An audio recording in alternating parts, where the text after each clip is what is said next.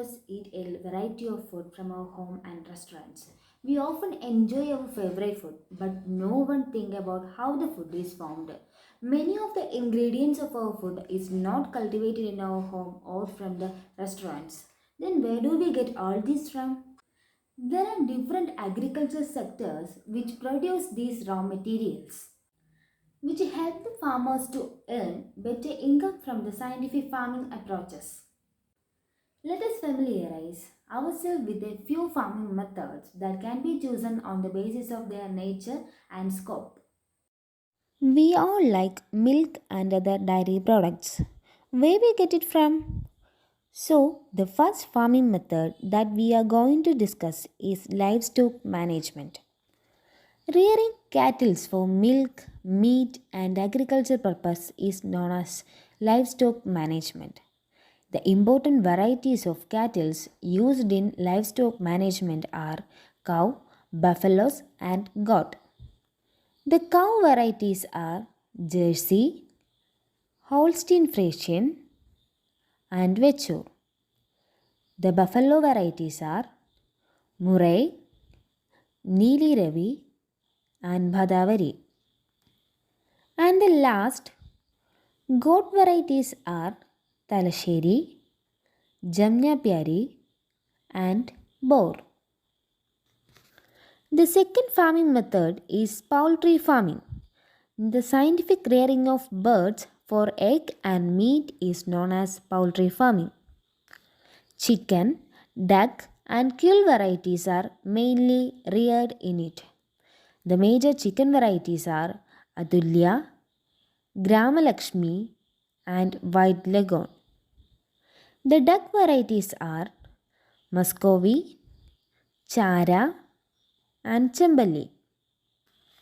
And the last, the quail varieties are Japanese and Bob White. Not only the food materials but also the textile materials also cultivated through scientific farming methods. Sericulture is one of the major example for it. Rearing silkworms for the production of natural silk is known as sericulture. Silk is formed from the special glands of the larvae of silk moth. Mulberry silkworm, Tushar silkworm, Muga silkworm, etc. are the major varieties used in sericulture. Another major farming method is pisciculture, the scientific way of rearing fishes in natural water bodies, paddy fields, or artificial tanks is called pisciculture.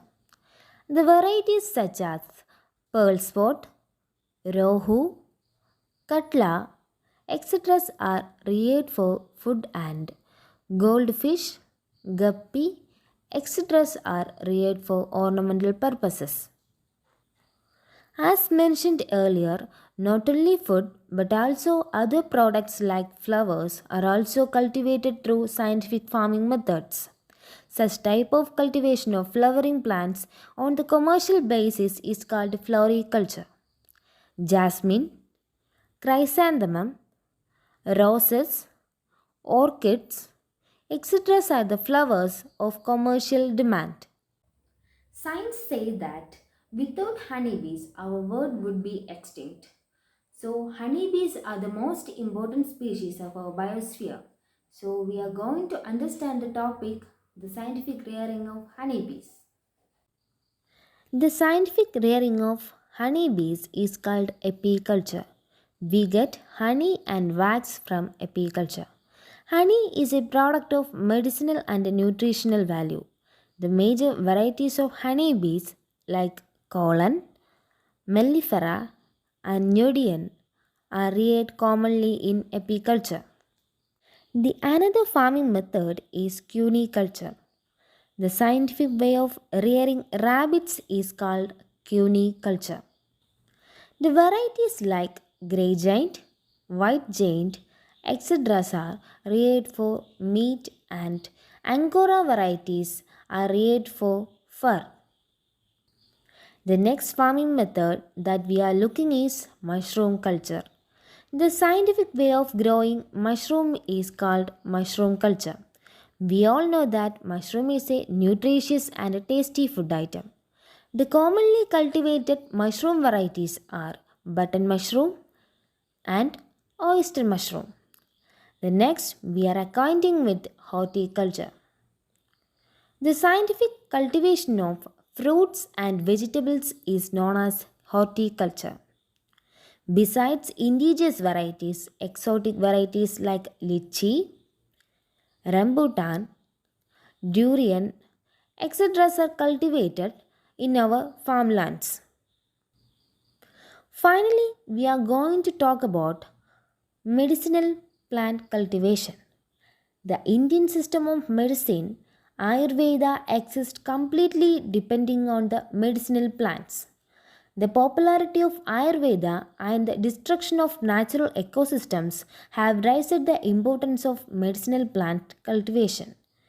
Basil, aloe, neem, adathoda, siddha, vetiver, marmelos, plumbago, etc. can be grown in crop field. Dear children, here we talked about a lot of farming methods. Probably you all familiar with some of these farming methods. Do any of you think why we are learning about these farming methods? This section is for getting an awareness about the self-sufficiency in agriculture and to avoid the poisonous food from our dining tables. Besides what I said, there are a lot of farming practices are around you. I hope you all will find them and learn from them. Thank you.